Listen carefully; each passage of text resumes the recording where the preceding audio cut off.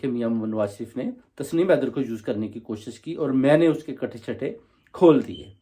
اور وہ بھاگ گیا، مریم نواز بھاگی۔ اس طرح کیونکہ میں نے ایجوکیشن حاصل کیا، مجھے پتہ تھا کہ یہ لوگ ہمیں یوز کرنا چاہتے ہیں، ارشد شریف کے قتل میں یہ لوگ ہمیں یوز کرنا چاہتے ہیں، عمران خان کو قتل کرانا چاہتے ہیں، یہ لوگ ہمیں دل دل میں پھنسانا چاہتے ہیں، تو کیوں نہ ان کے کٹے چھٹے کھولیں تاکہ قوم کو پتہ چلے کہ سیاستدان